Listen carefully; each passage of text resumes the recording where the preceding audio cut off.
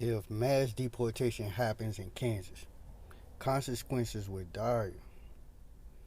I live in McPherson, in the neighborhood of small boxy houses and many built in 1946 for returning soldiers.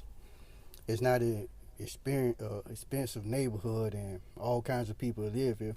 All folks like me and young boys with children, white folks like me and people of color, judging by the people I speak to as they walk down my street.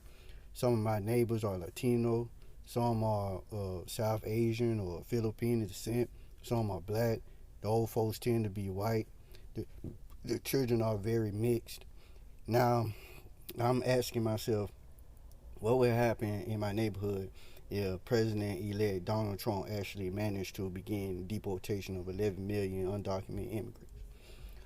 On day one of his administration, most of these folks, more than 80%, have lived here more than 10 years. I don't know whether any of my neighbors are undocumented or even if they're immigrants.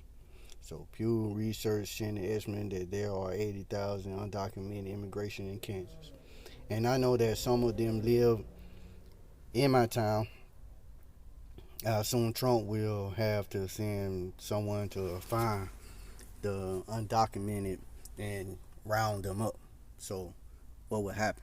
Would someone go from door to door checking citizens? Will they stop and interrogate walkers or drivers? Would I go for a walk or a drive to the store? I don't carry anything that proves my citizenship, but they won't be looking for me. I'm a 69-year-old white woman, and most immigrants entering the U.S. today don't look like me. Most are people of color from Latin America, South Asia, or Africa. So if someone stops workers or drivers who might be immigrants, they'll be stopping my black or brown neighbors who, like me, may not be carrying proof of citizenship in their pocket or in their glove box. What happens then? A few blocks from me is the local elementary school, named after a very different Republican President, Abraham Lincoln. When I walk by the school during recess, I see children of every human skin color shouting and playing together. In the afternoon, cars line up to take the chicken home. Will someone be waiting there, checking those cars for immigrants? And if an undocumented parent is found, will someone take care of the children?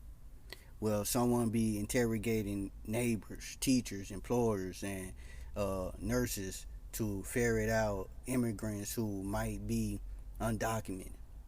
Now, suppose that millions of undocumented immigrants are seized, and in turn, most immigrants come to the U.S. to work. So, what workers will be missing?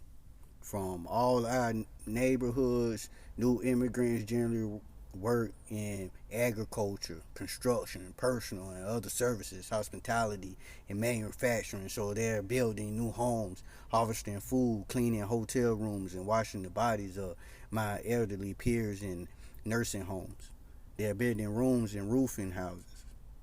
In my town, I think we'll be in trouble if those folks were suddenly missing. Hello? Housing shortage. And after our neighbors, farm workers, and roofers are rounded up, where will they be taken? During World War II, Japanese immigrants and their children, legal or not, were deported to internal concentration camps, sometimes in the remote desert, where temperature nowadays rises to 120 degrees. 11 million is a lot of people, more than live in Michigan or North Carolina. So setting up these camps would be expensive.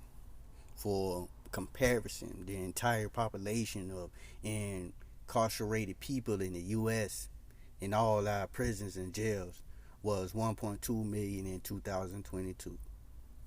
That means we'll need to build and staff interment camps with space for 9 times the prisoners that we're housing now.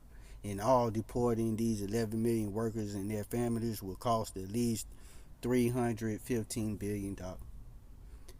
But actually, Trump's mass deportation will cost us more than that, because losing so many workers will reduce U.S. gross domestic product and tax revenue.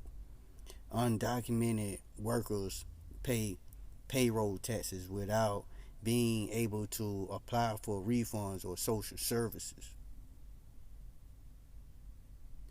My Aunt Doris used to say, you spend your money on what you want, with the obvious exception of folks who have barely enough money to live. I think this is true. How you spend your money is a good indication of what you value. Trump wants us to spend a big chunk of our collective money on spending our neighbors to concentrate camps to await deportation. Is that what we want, though?